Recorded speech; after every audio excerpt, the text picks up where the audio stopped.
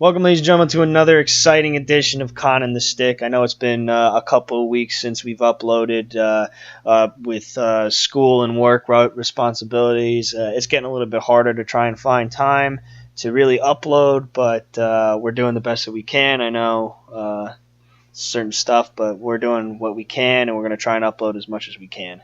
Oh, yeah. Last week we took off, but the week beforehand we finished up the divisions. We didn't feel there was anything really necessary at the time. We kind of went through everything I feel like we wanted to.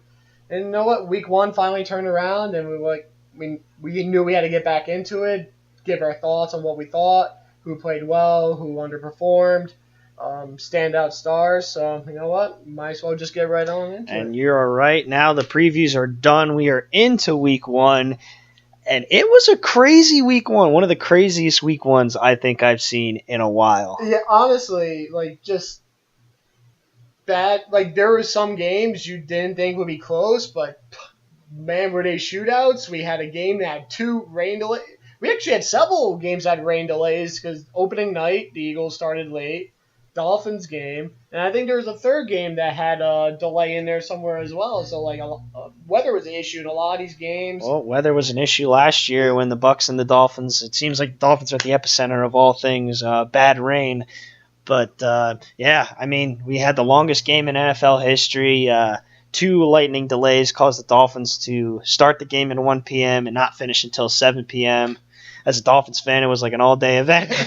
But they ended up pulling out a win against Marcus Mariota and the Tennessee Titans in what looked like a promising game for the Dolphins. But the thing is that you really can't really tell when there's so many delays in there. You don't know who's good. I mean, yes, Marcus Mariota got knocked out of the game. Taylor Lewan got knocked out of the game. Delaney Walker suffered a devastating ankle injury. So it's kind of tough, when you have those delays, to really tell exactly what teams look like. It is tough because, you know what, when you go through, you're sitting down for an hour or two, you just, I don't know, sometimes you just lose it a bit. So, but hats off to the Dolphins, though, because they were still able to pull off the win. A game's still a game, and you know what, they get the W under their name, so that's good for them. We'll see how they do next week when you and me will be sitting here here arguing on this couch. Oh, certainly. It's gonna be a good week 2 matchup, 2 division rivals going at it. But yeah, just back at that Dolphins-Titans game, you know what? Hats off to the Dolphins. They pulled it off through all the distractions and everything that went on. You know what? You still got to do your job and perform well, and they found a way to pull that one off. It's about football as much as you and I know, and as much as everyone knows that plays through it. You got to handle through adversity and whatever things throw at you. And Adam Gase sure is a guy that has had to deal with a lot of damage control there in Miami, but he has handled it well, and he's gotten his team to handle it well. Also, just to add, for next week's game, the winner of that game could very well be in sole possession of first place. Absolutely, with the New England Patriots playing Jacksonville. Jacksonville Jaguars, yeah, that's going to be a tough one for them. Could go either way, so we either have the Jets or Miami in first place in the AFC. It's crazy to think that either the Jets or Miami at some point during the season is going to be in first place at the AFC East, which we thought was the most lopsided division in football, but it's crazy to think. But what's even crazier, and we'll go to our second craziest thing that happened in it, Pittsburgh tied Cleveland. Oh, that's insane. And when you're Cleveland, you realize that that was their best start since 2004, and they tied. That's the crazy thing. They go 14 straight years without winning on opening day. Unbelievable. That's insane. They even had a couple good seasons in there. I remember one year they had Derek Anderson, Braylon Edwards. I think they went 9-7 or something like that. They had a good year. Didn't make the playoffs, but still though, you'd think you would just get a little bit lucky to win a game. Right. You get a ball bounce your way on a fumble or something. But you know what? Cleveland, they didn't start off too well week 1 game, but they've pulled it together in the fourth quarter. Of course, Big Ben was erratic, turning the ball over, interception here and there, and just they took advantage of the turnovers at the end of the game, and they were able to pull it off and tie the game, force it into overtime. Both teams had plenty of opportunities to win overtime, missed kicks,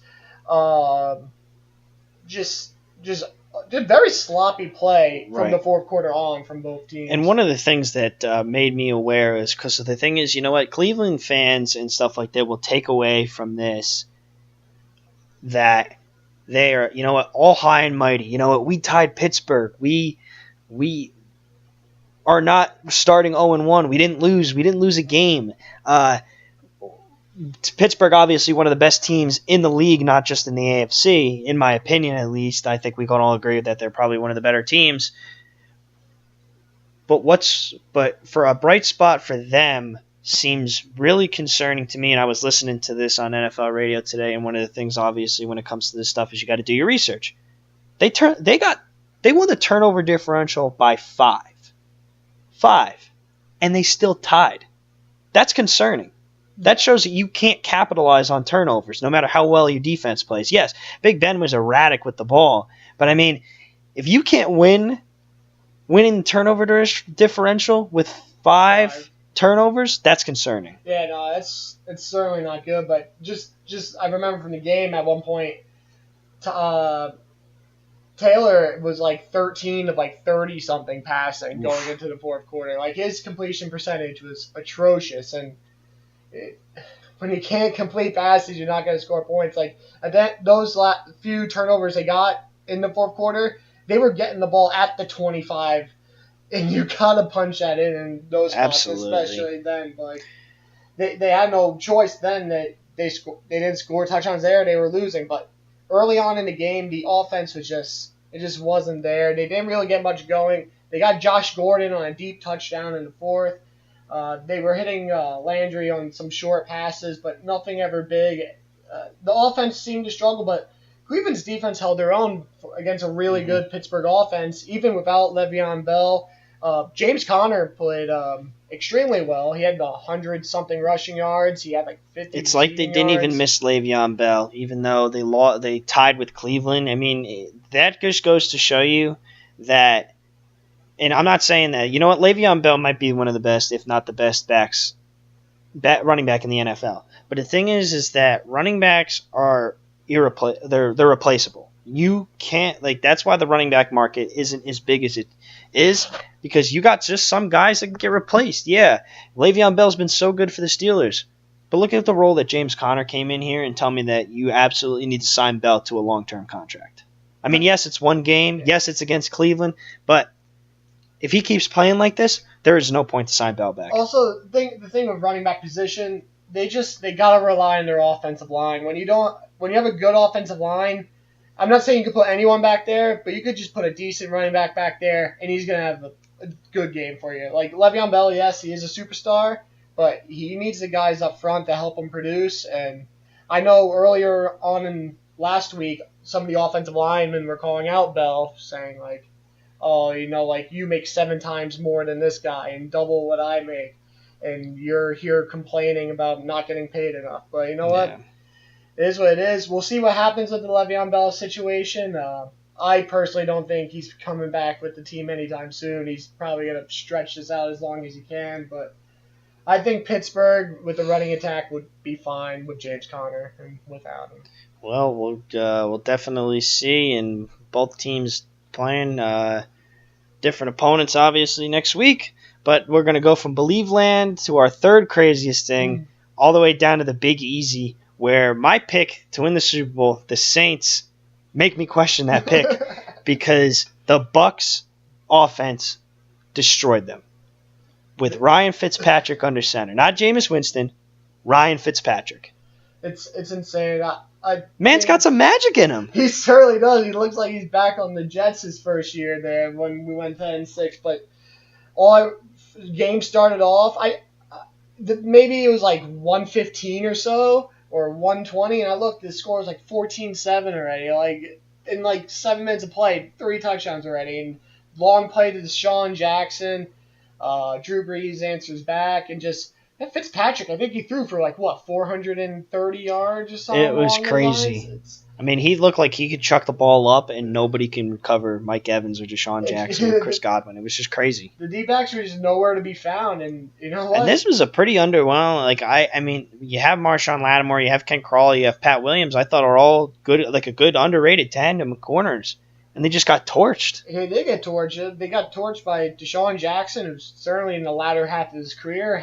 He hasn't really done much in the last few years. Mike Evans is a superstar, but still, he got Ryan Fitzpatrick throwing the ball. Like he's not like he's known to take some risks, but like they weren't even close. And I think Tampa Bay scored 42 points. Maybe? Yeah, I think it was 42, 49.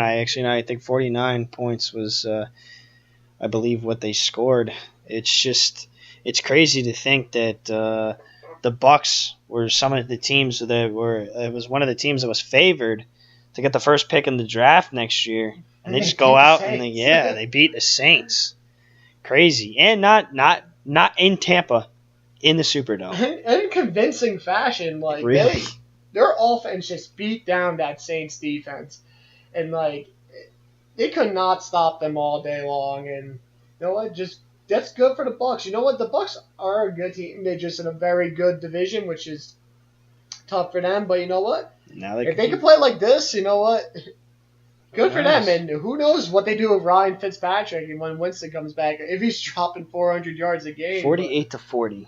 The Bucs scored 48 points on the Saints defense at home. That got to be like the most points scored in a Week 1 game ever? 88 points? 88, 48. No, well, combined. Oh, I don't know. Maybe. I didn't see that as a stat, but that's it's definitely a shootout. I know Alvin Kamara was on the most receiving end with the Saints scoring touchdowns. Michael Thomas as well had a very good game. Yeah. Oh, Drew Brees. I mean, the offense for the Saints looked like exactly how it should. It was just the defense that really concerned me. Week 1 brought also. I mean, there's a couple games that really weren't surprising at all. Obviously, the Patriots knocked down the Texans. The Vikings and 49ers. Vikings win. It's good to see Cousins do well, though. First game with the Vikings. You know, he got some good weapons on with the offense with Diggs and Thielen. But you know what? First game, maybe he had those jitters. But you know what? He came out firing, and Vikings came out with the win. They're going all the way back to Thursday night, opening night. The Eagles, Matt Ryan showed that he can't finish in the red zone again. No, that was painful to watch. They probably got to the red zone 4 times. One of 21. And I feel like they scored like one field goal. Or they had one touchdown with Coleman, but 1 of 21 was the stat of Matt Ryan in the last 22 passes thrown where he's actually hit Julio in the red zone. That's awful. For a guy that's like, 6'5", could jump as high as can be. Yep. Super athletic, and you can't complete a pass to him. That's just insane. It's concerning. I mean, we'll see if they can do it against the Panthers. I mean, yes, the Eagles have a tough defense, but I mean, that's a guy that you just expect to go up and get the ball, but I just don't think it's always on him. I think it's Matt Ryan. Yeah, just another thing with that game, even with the rain delay, there were so many penalties in that game. I just feel like that game took forever. There was a holding penalty here, illegal contact there, offensive pass interference. That game just felt like it went on forever. And the first half of the game I thought was kind of boring. Like, it wasn't high scoring. Like, towards the end, they got exciting. Falcons score late. Eagles answer, take the lead. Falcons drive all the way back down the field. And like you said, ends with Matt Ryan not being able to finish in the end zone. But the thing with Matt Ryan and his passes, I remember it was 4th and 10, and he throws a ball that's not even catchable out of the end zone.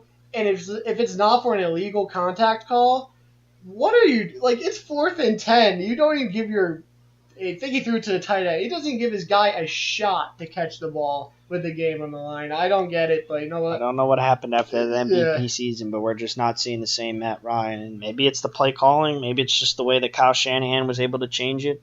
Coordinators are much more valuable in the NFL these days, but certainly. I don't know. I'm concerned for the Falcons, especially after just seeing the way that Matt Ryan can't finish these last two years. Maybe the Super Bowl just got him. Yeah, you know what? It is a heartbreaking thing because you're up almost 24 points, I think it was, 21 points. Yep. And lose that game, biggest stage, you know what? Maybe mentally it hurts people. And you know what? Maybe just something he can't get past. I don't know. I like Matt Ryan. I hope he could turn it around. But you know what? Week 1 certainly was not an encouraging sign to see. Yeah.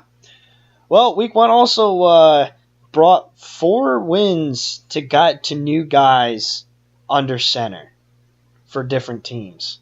We saw Alex Smith play really well against the Cardinals, winning for the Redskins. We see his replacement in Kansas City, Patrick Mahomes, light it up. He did light it up, that's for sure. I mean, yeah, Tyreek. Tyreek Hill, man. If you had Tyreek Hill in fantasy this week, like I did, you were happy. First time the guy touches the ball, he brings it back 90 yards on a punt return for a touchdown. Like, that dude's just electric. He's probably the fastest person in the league right now. He just blows by people. It's insane.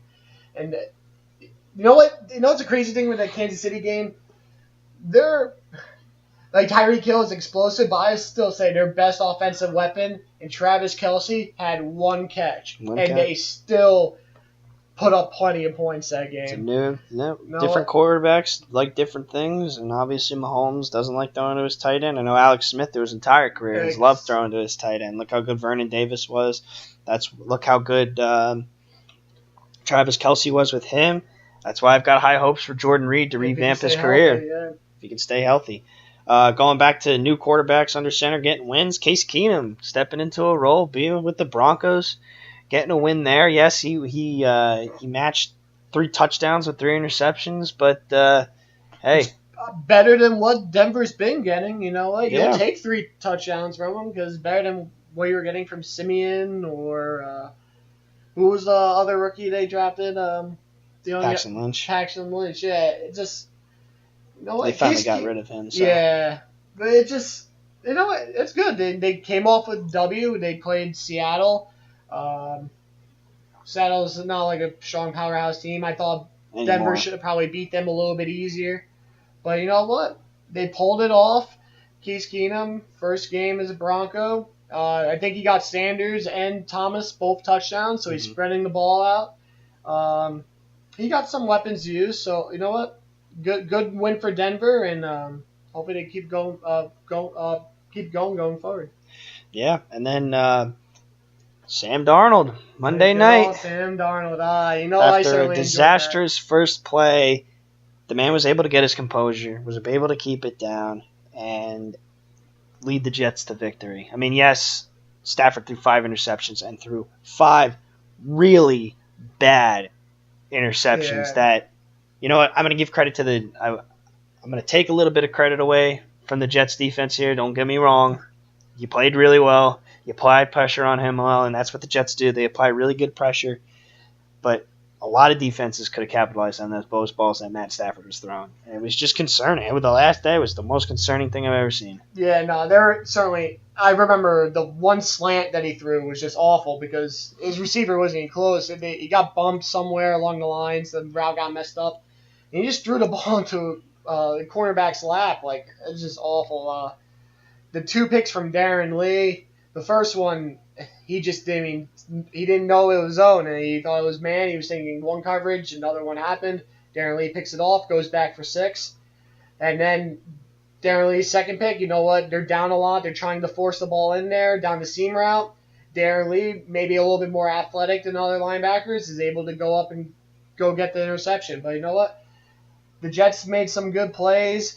Offensively, they looked well. Back with Darnold, you know what? He threw the pick 6 to start, but it was very encouraging to see that he started off with that interception and was able to bounce back and play well the rest of the game. They didn't make too many poor decisions that I remember. Play calling wise for the Jets, a 3rd and 1, and you do an end around reverse to Robbie Anderson. I didn't like that. But for the most part, I felt like the play calling was pretty good for the Jets. And you know what? Defense capitalized on plays, and it leads to a big victory. Yeah. And it's good to see, those guys going forward. We were proved right week 1 that the Bills aren't going to be good. Oh, no, they're certainly not. That's for sure. Especially when he played. We did not expect Nathan Peterman to be a quarterback. We both hope. Honestly, he should probably never see the field ever again. Hopefully, that's the case.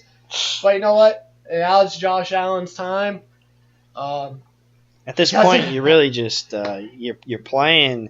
I mean, yeah, obviously the Bills' season's not over, but man, 47-3 on your first game is not a good sign for the rest of it. They just offensively, they don't just have much to work with. Yeah, they got LaShawn McCoy. I think he had like maybe 20 rushing yards or something like that. Like, it was not a good day for him at all.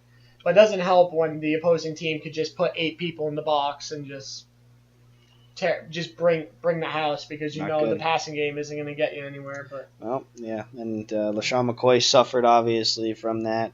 For all you fantasy owners, don't give up on him yet. Got a little bit more hope for him. Giants game is closer. The Giants. Than we thought.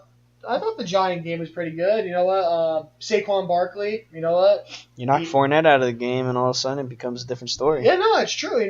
That Jacksonville offense relies on the running game, and without their number one back, you know what? It changed things up. And I was glad to see Barkley played well against a really good defense. He busted out like a 65-yard touchdown run down the sideline, which is good to see. Odell and Ramsey was a good matchup. I think Odell had a decent amount of catches that game, close to 10 or about 10.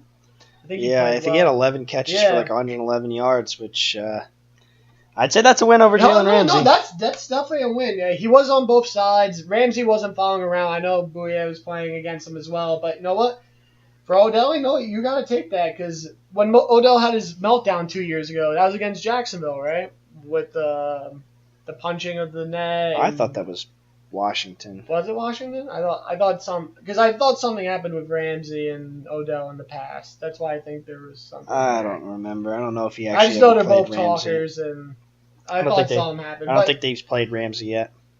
Well, anyway, but Giants played well against a good team, so it's encouraging going forward. But you know what? They start off with a loss, but I think the Giants they're going to have a solid season. So I still have high hopes for them.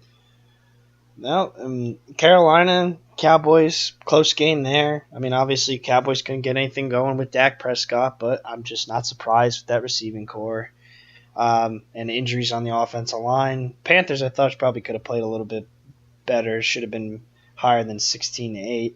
They had an opportunity to red zone early. I remember McCaffrey fumbled on the goal line, which hurt him. But I think that the Carolina and Cam Newton are dealing with the same thing. They don't have a lot of big guys. Yeah, Funchess is coming in as a number one guy, but Olsen got hurt as well. Yeah, that's a tough blow. Two star tight ends going down week one. You hate to see it. Another fractured foot, I think it was. Same foot as last year, I think. So, it's certainly a tough blow, especially for Cam, because that's your security blanket right there. He's been using them for years. You don't have... Dude, they had Tengen back. Oh, no, Tengen's on New Orleans now, yeah. But it's pretty much, you got Devin Funchess, you got DJ Moore, you got Damiere Byrd. And Ian Thomas has got to step into that role now to replace Greg Olsen. But Rams-Raiders went about as expected. But one of the funny things I had to laugh about was the end game. Well, they asked, I'm pretty sure one of the questions was, what didn't you like about the game? And John Gruden goes, and you'll get a kick out of this, we didn't generate a pass rush. Well, why aren't you generating a pass rush? Maybe you just trade away the best defensive player in the NFL, the Chicago Bears. Oh, my gosh. But you know what? Yep. There's nothing to really say about that. You did it to yourself. Should have kept Khalil Mack. You didn't want to pay him. Here's what it is. But the Raiders... Someone was willing to pay him. You know what? Good for the Bears, though, man. Good for them. You know what? They got a great player. He certainly made an impact in week one. That's for sure. But. And we would be sitting here singing the Bears' praises if they didn't play Aaron Rodgers, because he did it again. He's a bad man, as Stephen A. Smith would say. But man. 3 touchdowns in the fourth quarter, I think it was. Yeah, something along those lines. And, he's unbelievable. Dude's walking around basically on one leg. And gets knocked out of the game, gets carted off.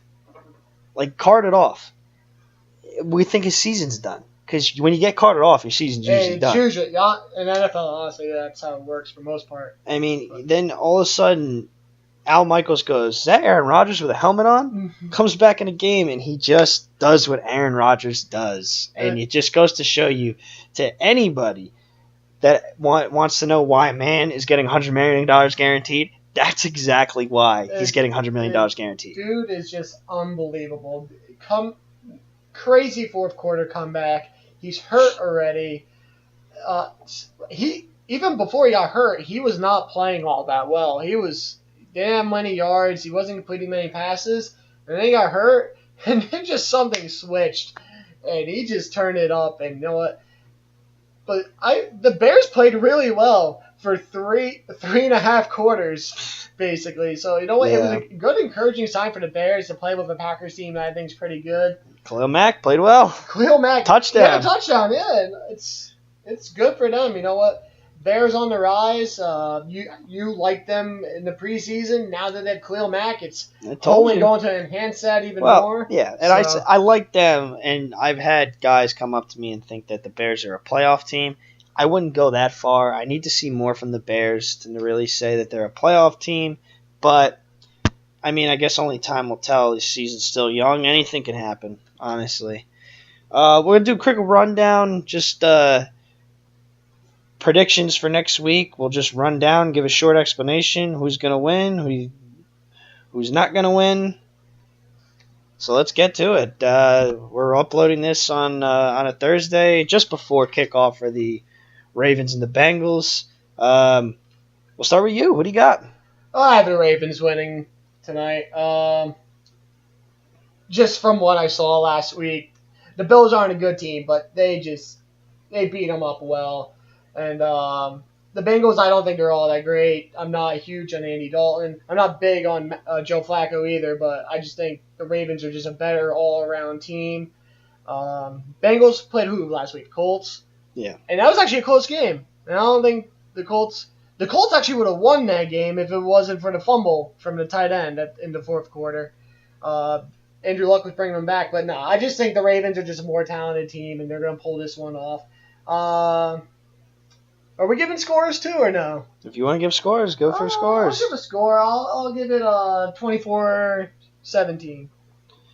I'm going to go with the Ravens as well. I just thought I liked the dominance that they showed. I'm still I'm not too sure about the Bengals right now. I'm so up in the air about how I feel about them. I think Andy Dalton, as much as well as I like Joe Mixon, he had a phenomenal week one. Andy Dalton didn't play that well to me, and it's concerning. And it just against the Ravens defense, which is always good, it doesn't add up. And I'm gonna have to give the Ravens 20-10. 20-10 win for the Ravens tonight. It's a good game. All right. Chiefs Steelers. I have the Steelers in that one. The Steelers are just one of the best teams in the league. Chiefs, they played phenomenal last week. Offense looked really good with Tyreek Hill. How is that Steelers defense going to react to that? But offensively, I think the Steelers just are too good. I think Big Ben will bounce back. Maybe I remember he started off the year poorly last year. I think he'll be all right. It's certainly going to be a high scoring game. These teams are certainly going to go at it. I could see the score maybe being 35. Let's go 35-28. I'm going to also go with the Steelers. I just think that, I think they're going to really just take a look at themselves, say, what the heck is happening to us? We got to get together. I mean, Heinz Field is always a tough place to play, even though Jacksonville disrespected them there. But it's just I think the Steelers are going to get it together. They're still one of the better teams in this league. I just think that it all relies on Big Ben. Big Ben will figure it out. He's not playing that tough of a secondary. He'll get it together. James Conner, I'm expecting another big week from him. We'll go 28-24 Steelers. Dolphins Jets. Jets are home. I'm going with the Jets, man. Week 2, huge division game. Jets are home. I feel like these teams actually do match up pretty well. I think they have a similar talent level. That some got their strengths and other. I was very satisfied the way with Quincy and Newton played last week, coming off a major neck injury from the year before. Is the Jets defense going to get 5 interceptions again? Probably not. But I think the Jets just being home. Hoping they don't get any, but yeah, just the Jets being home, getting that extra advantage. And Hopefully Sam Darnold could play well, stay composed. I don't think it's going to be as high scoring of a game. I'm going to go with I'll go with 24-20. I'm also going to go with the Jets here. I just and I know maybe it's a little bit surprising for you to me, but I know just as well as anybody that as a Dolphins fan, you know what? The thing was what I really loved, and I was thinking to myself today with the Dolphins, is that they just, for the first time, I felt like their offense could go any which way with the ball, and they'd be fine with it. They've just got so much versatility. They've got so many guys around there that can make plays. You know, you have a running back duo of Kenyon Drake and Frank Gore. Kenyon Drake, the lead back, he's a 30-down running back. Frank Gore, at age 35, ran for had 9 carries for 61 yards. That's well over a running back average. I just loved what I saw from that. Danny Amendola, Albert Wilson, he used him a ton of different ways. And I thought the play calling on offense was great. Yes, there was a little bit of music. And Ryan Tannehill, for the most part, except for one really overthrown ball and one bad fade to the end zone, looked like he never missed a step. It was unbelievable to watch. But the thing is that the Jets play Miami so much better at MetLife. It's crazy. And every time I've been to a Jets game, I'm not going, obviously, but every time I've been to a Jets game when they played Miami in MetLife, they have blown them out. That's why I'm not going anymore. But I'm going to give this one to the Jets. I just think that they play really well at home. They're one of the better teams at home in the league, in my opinion. But I just think that riding off the momentum of Sam Darnold and all this hype around it, they're going to continue it on. Be 2-0 in the AFC East. Possibly in first place. Crazy. Take it. Eagles, Buccaneers, Fitzmagic. I mean, yes, but no, not against the Eagles defense. No, they're too good. It's just, I just don't see it happening at all. I mean, we'll give you week 1, and you know what? Oh, Fitzmagic, but no, not against the Eagles. Not against the best team in the NFL. Yeah, no, I'm definitely going with the Eagles as well. Their defense, they're going to come to play. They saw what Tampa Bay did last week, and there's 24-10 Jets over the Dolphins. 24-10? Okay. Yeah, there's no way the Eagles are going to let that happen. They're going to come to play. I think they're going to come after Fitzpatrick. They're not going to give him time to throw. They're just a better all-around team. I don't think this game's actually going to be that close. I could see the game maybe being, like 24-7 Eagles. And I'm going to go 31-10. I think it's going to be a blowout. Yeah. Let's go to the next one. Browns Saints. I mean, the Browns had a chance to win against the Steelers, and that would have made this really interesting to pick. But the Saints defense is going to get it together, and they're not going to drop 2 at home. Not to the Browns and then the Bucs and the Browns. It's just not happening. I'm going to go 31-20. Saints over the Browns. Yeah, the Saints got to pull this one off. If they lose back-to-back home games against subpar teams, it's not a good way to start in a tough division. The Browns, can't play catch-up in this division. Yeah, you can't play catch-up with the Falcons and the Panthers. But yeah, the Browns, they have improved, but they're not on the Saints level. Tyrod Taylor just didn't look good to me week 1. He was very inaccurate. Drew Brees, he's going to put up points. He's not going to make the same mistakes that Big Ben did week 1. I can see this being like 31-7, 31-10. It's going to be a Saints blowout. Got the Colts and the Redskins, and I mean, to me, it could be a more interesting matchup than we actually think.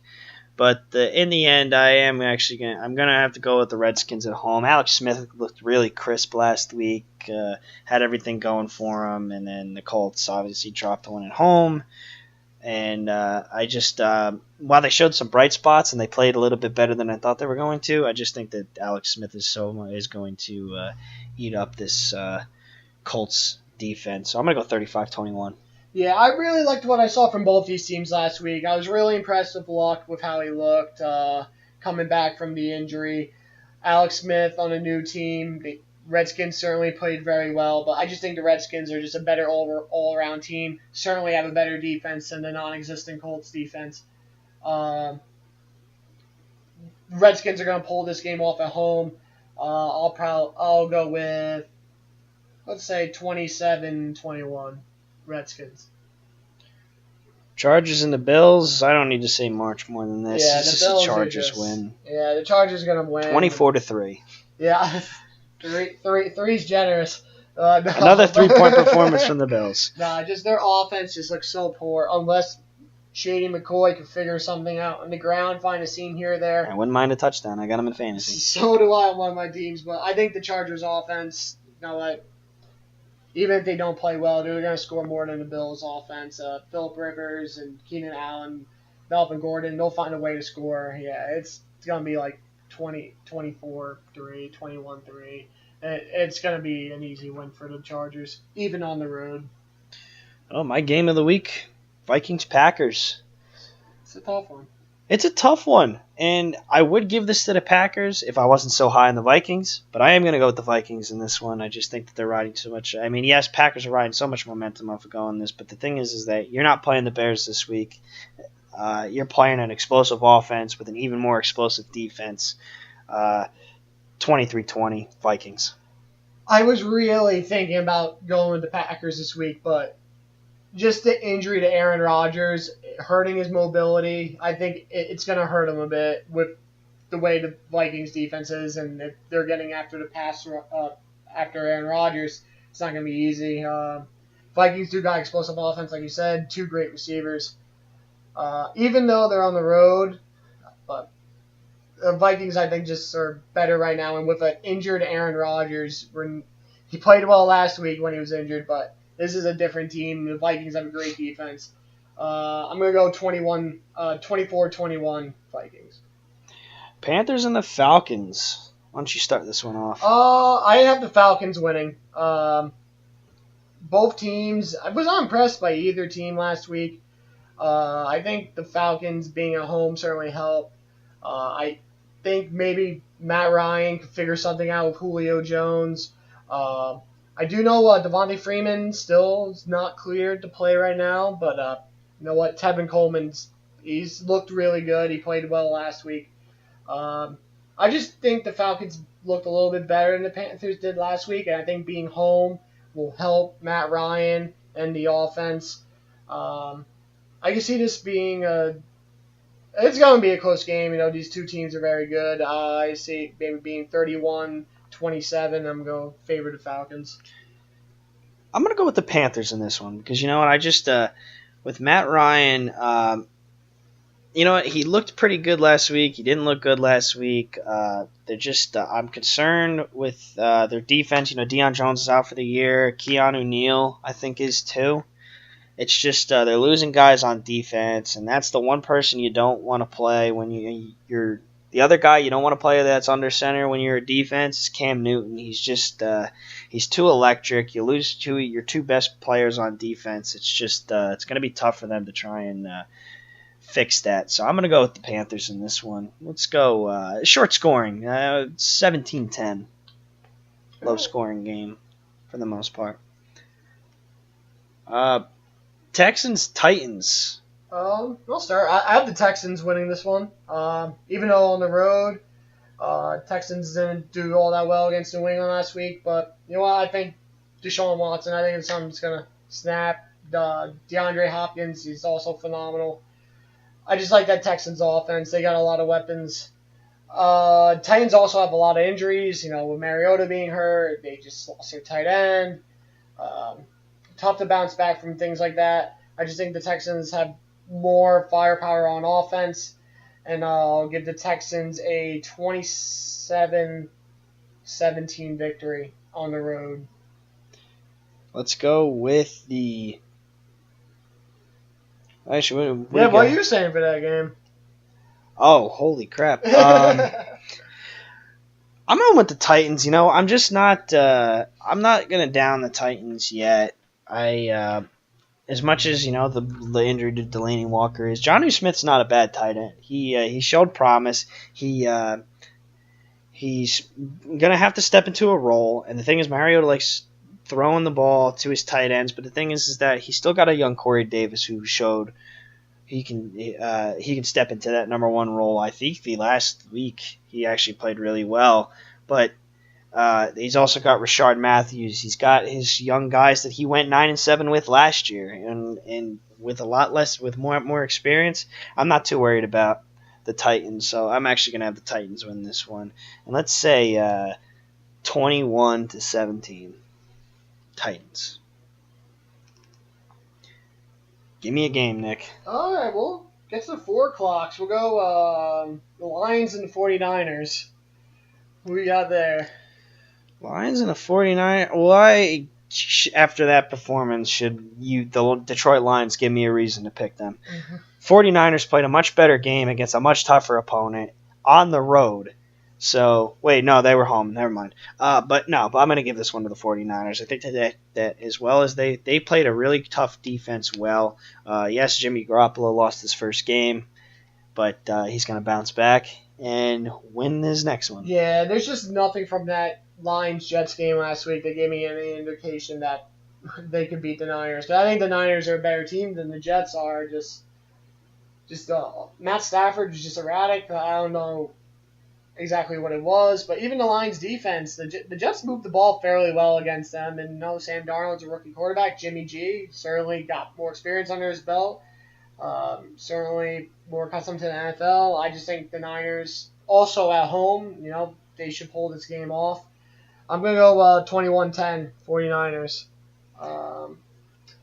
Next 405 game, Rams versus the Cardinals.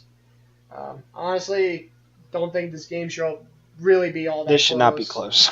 Cardinals just got trouble on offense. Like they got David Johnson, but quarterback wise, I'm just not about it there. And the Rams, they just look like a complete team, and they're just ready to play. Yeah, I'm going to go with the Rams, too, for everything that you just said. Shouldn't be close at all. Yeah, it shouldn't be close, especially with the Rams being at home now. Yeah.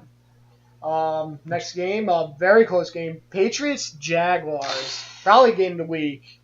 I'm going to go with the Jaguars. You know what? Depending on Fournette. It's true. Depending on Fournette, and with him out right now, I can't not give it to Tom Brady and the Patriots. It's just, as much as I want to say Jaguars and I want them to win, obviously, because, it puts Blake Bortles. But the thing is that you played a toast team like the Giants close. Bill Belichick and the Patriots just always find a way to win. And yes, they always have those games, but the thing that they lose, they don't go undefeated every year. There are some teams that beat them, but it's always those teams you don't expect them to beat. And this is a game that we're expecting the Jaguars to beat, and those are when the Patriots play their best. So I'm going to go with the Patriots. No, I agree with that. The Leonard Fournette situation is definitely very important, because if Fournette's not playing, it's going to be very tough for the Jaguars offense to really get anything going. But I'm going to assume he's going to play, and if he plays, I think the Jaguars actually are going to pull this one off. I think their defense could find a way to hold the Patriots offense to a minimum amount, because Patriots don't have Edelman back. Yeah, they have Gronk, but they don't have much weapons on the outside. Chris Hogan is good. He's a good deep threat, but Jacksonville, they got a great secondary. With Blake Bortles, it's going to be tough to get points on the board. That's why I'm assuming Fournette is going to be in there to help out the offense. It's certainly going to be a close game. I don't think it's going to be high scoring. I can certainly see this game maybe being 21-17. I'll go with the Jags. A game that always is on Sunday Night Football every time they play. We got the Giants and the Cowboys. Actually, there's one more 4 o'clock game, actually. Raiders-Broncos. Interesting matchup. And if the Raiders play the way that they played the Rams in Week 1, I think the Raiders will take this one. But if they play a Week 2 game, or a second half game against the Broncos, then the Broncos are going to win. But ultimately, I'm going to favor the home team here. I think the two very even match the teams. Broncos will go 2-0.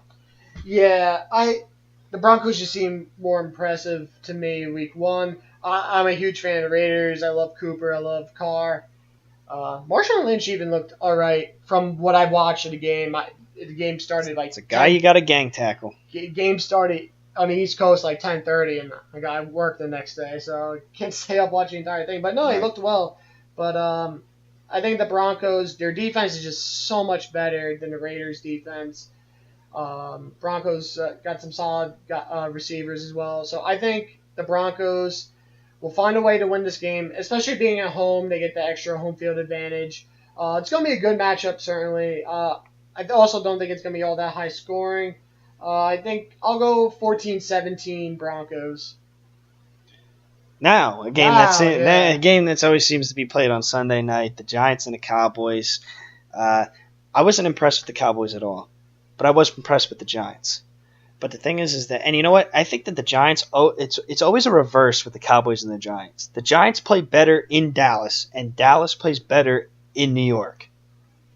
I'm going to say New Jersey because we know where that stadium is. It's in New Jersey. But us Jersey people know where that stadium is. But I'm going to go with the Giants in this one. I just haven't seen enough from the Cowboys. And you know what? I think that the Giants really competed hard against a much tougher against the toughest defense in the league, and they still put up 15 points and kept it close. So I'm going to go with the Giants. Yeah, I think the Giants offensively are just much more explosive than the Cowboys are.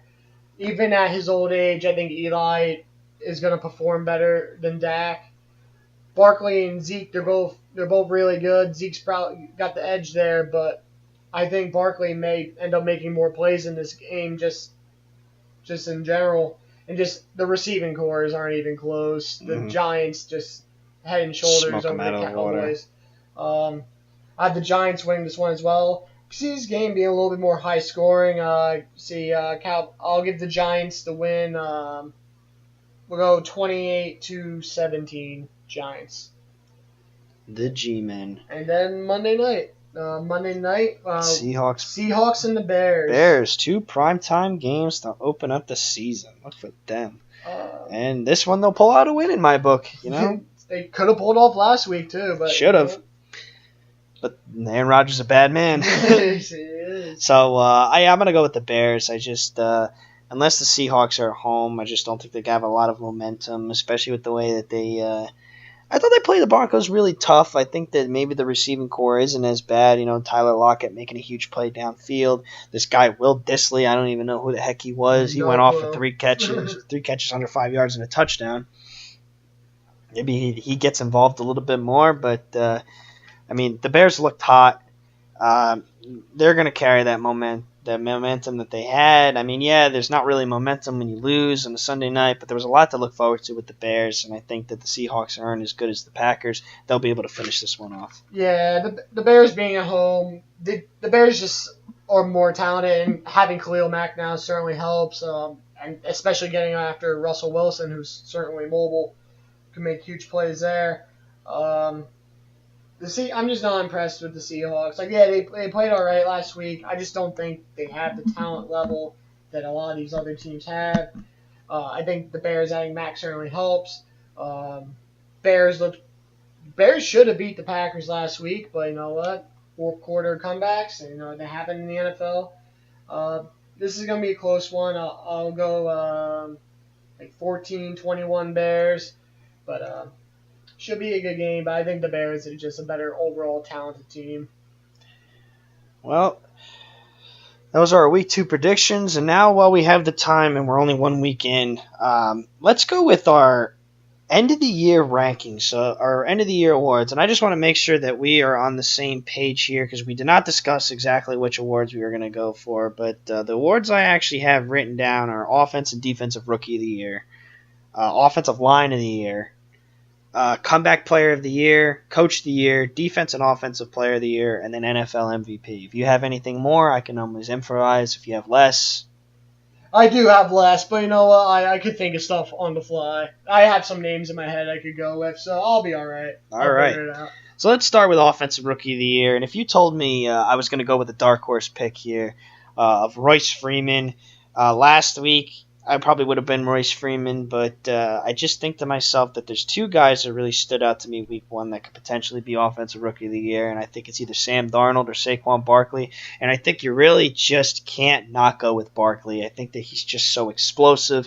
He had that really, really impressive run against the Jaguars, a stout Jaguars defense, and just the way that man just runs. He's just a perfect combination of speed and size. He's just a freak athlete, and I think that if you're thinking about Offensive Rookie of the Year, you got to go with him. Oh yeah, just thinking of all the players drafted, like a lot of all the rookie quarterbacks, it seems like Darnold's probably is going to play the entire season. Like Josh Allen's starting week 2, but like I feel like the Jets are one of those teams. They're not going to let him sling it around and get all those high flying stats. Almost a game manager. Yeah, they're going to let him manage the game. Keep the games close. So he's not going to have those impressive stats. The Giants, on the other hand, they're going to just feed. I feel like they're going to just feed Saquon Barkley. And yes. They would be dumb not to. So he's going to have a great season. He's going to have really good numbers. But I think the biggest factor into this Offensive Rookie of the Year, he's going to get the most opportunity to show himself than many of the other rookies. So I'm going with Barkley just because he's going to have the most opportunity, and you know what? I think he's going to do really well with the chances that he gets.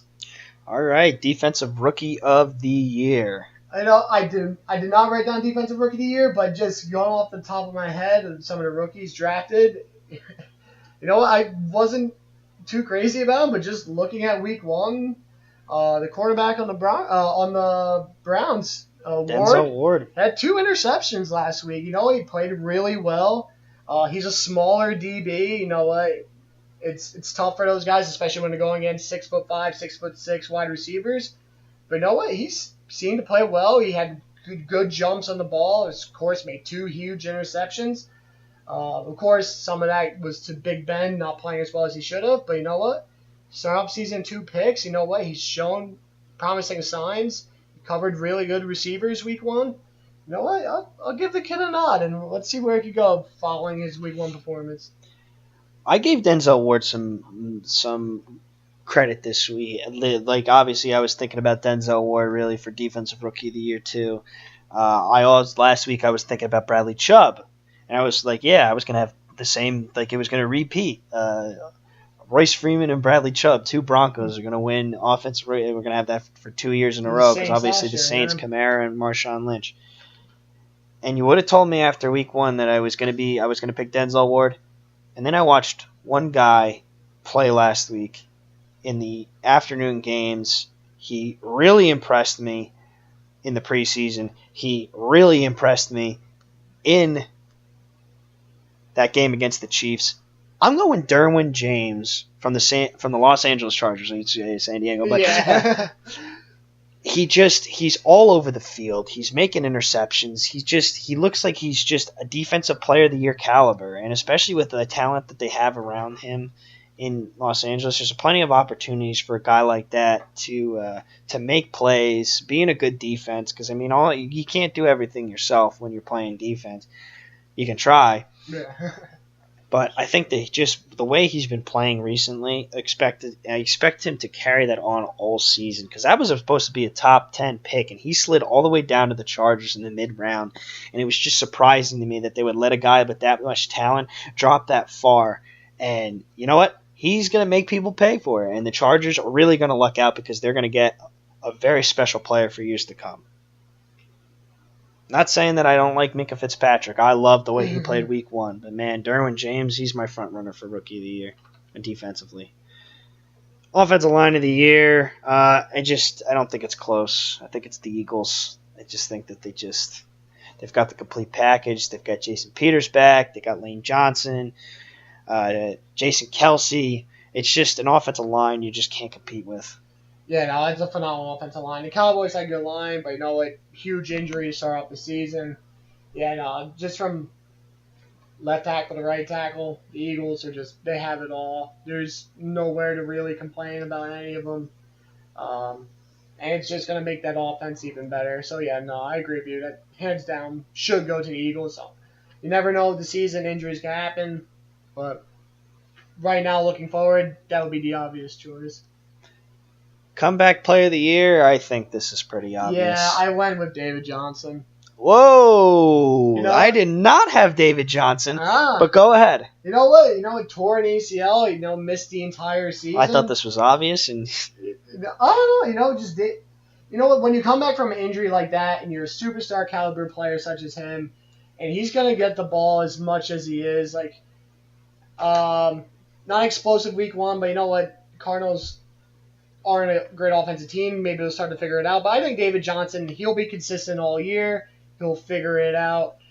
I think he'll probably get close to 1,200 rushing yards and maybe 10 touchdowns. And I think for someone who did not play the entire season before, I think David Johnson can certainly win Comeback Player of the Year. Comeback Player of the Year has never been more obvious to me. And it's a bad man, Aaron Rodgers. Man is just... I thought about Aaron. You didn't double up. But the thing is that, and I appreciate you for not doubling up, but the thing is that I just think that he just, it's tough when, he got knocked down early in the season last year. They had to put him back, but I mean, he's just such a game changer on the Packers. I mean, they go to the playoffs when he's there. They don't go to the playoffs when he's not there. So it's just a matter of just putting that guy there. He just gets the job done every single week, and it's crazy, but to not think about Aaron Rodgers' Comeback Player of the Year. But there he is. Coach of the Year, I think that he got gypped last year a little bit. I mean, yes, you give it to Sean McVay because he turned a complete franchise around. That was what I was going to go. But, I mean, I think a close second is the guy who I have this year. It's Doug Peterson. I just think that he does such a phenomenal job coaching. He's got a lot of guys. Yes, he's got a lot of talent around it, but he's built that talent, and he's with the play calling that he has, it's just it's definitely something that deserves credibility, and I'm definitely giving this one to Doug Peterson to finish this one off this year. Yeah, this was really tough for me because there's a lot of teams. You see, with the Coach of the Year, it's tough because when you have a really good team, such as the Eagles or the Rams, does the Coach of the Year go by wins, or does it go to, maybe a team like Kansas City who you don't have as high expectations for, but you get maybe, 3 more wins than expected? People expect. I felt like that was the Rams last year. Yeah, so that's why he gave it to Sean McVay. Yeah, but that's what I'm saying. With the Eagles and the Rams now, I feel like teams expect them to go 12-4, 13-3. All right. Maybe I felt maybe. You know what? The Chiefs impressed me a lot, and you know what? Andy Reid's there, and you know what? If maybe they could pull off a 10-6, 11-5 season, make the playoffs. You know what? Nope. Finally win a game. Yeah, I was gonna say win a playoff game. You know what? That offense looked really explosive, and if that team could go forward, I think I am changing my mind on the Chiefs a bit from when we did our predictions because I did not think they'll be as explosive. And I think Coach of the Year... It's just the uncertainty with Mahomes, but he definitely delivered. I just think it's one of those things, Coach of the Year, I think it should go to more teams like last year, a team comes out of nowhere, improves a great amount. But just the Chiefs were good last year, but they just lost a lot of pieces. And, how could Andy Reid hold it together? You know what? Week 1, they beat who I think will be the division winner. But you know what? If the Chiefs keep it up, you know what? I chose Andy Reid. I thought about Sean McVay just because I think the Rams are going to be phenomenal. But just to go a little out of the box and know what? I think the Chiefs could have a overachieving year. So I went with Andy Reid. Andy Reid, Coach of the Year. It's not crazy. It definitely is not. No, he's been a good coach his entire career. Oh, I absolutely agree with you. It's just a situation I feel like he's going to make a mediocre team maybe a possible playoff team. Well, we go to Offensive Player of the Year. Why don't you take this one first? Okay. Just a quick thing. MVP and Offensive Player of the Year are always 2 different guys usually. That's what I assume, because I'm not sure off the top of my head. And this is the reason why I didn't choose Rodgers Comeback Player of the Year, because I just gave him Offensive Player of the Year. Because he's got, after the injury last year, he is going to go off. But I just feel like since he played part of last year and Johnson missed the entire season, I gave Johnson Comeback Player of the Year. I think Aaron Rodgers he's going to be phenomenal as he always is. He's going to, hopefully Jimmy Graham and him could get it going in the season. Not much happened in week 1, but 3 touchdowns in the fourth quarter comeback. He looked phenomenal, and I expect him to be phenomenal as long as he stays healthy for the rest of the year. So Aaron Rodgers, my Offensive Player of the Year. I'm giving Offensive Player of the Year to maybe a guy that we expect to play really well, but not somebody that really almost is usually recognized because of the position that he plays. And I mean, it's a guy that we all recognize. It's a guy that we all know is a playmaking ability, and it's somebody that this team would not be successful if this guy didn't make these insane plays that he just always makes.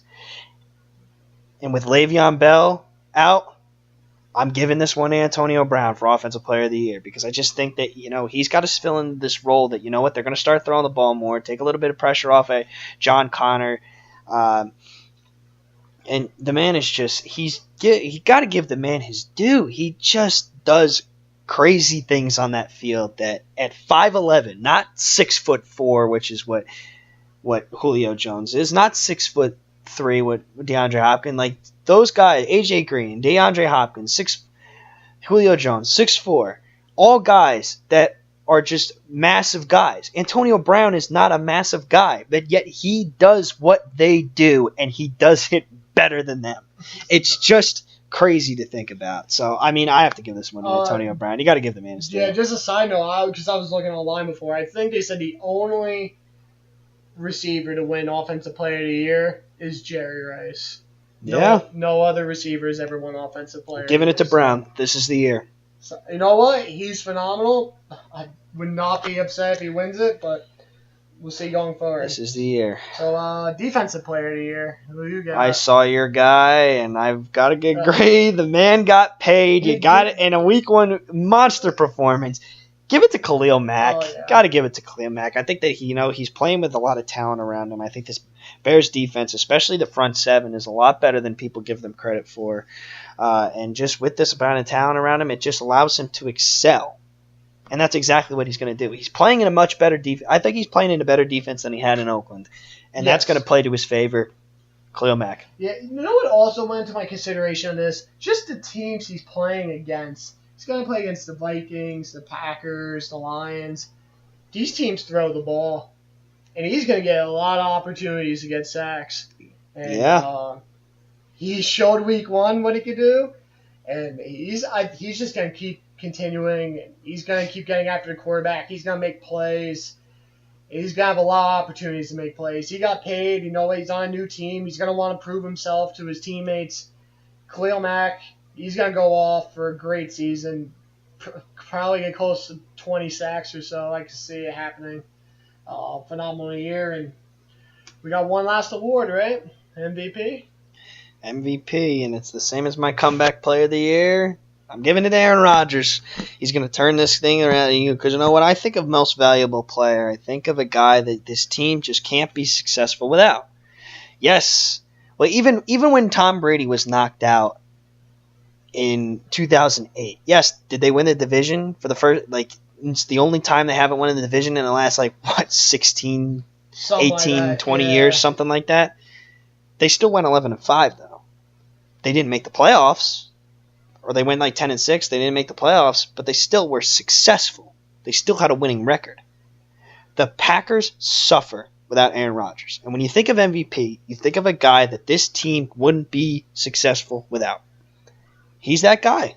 I mean, look, you're bringing Brett Hundley with all this talent around him still. He doesn't do what he does. Aaron Rodgers makes the Packers good. Flat out, Aaron Rodgers. Yeah, no, I certainly agree. Aaron Rodgers is, without him, the Packers it's tough to win. But MVP, it's in every sport. It's one of those things. Is the MVP the most valuable? Like you said, without him, your team's bad. Or, in most cases, it just feels like the MVP is the guy they give put up the best stats. Who puts up the best stats.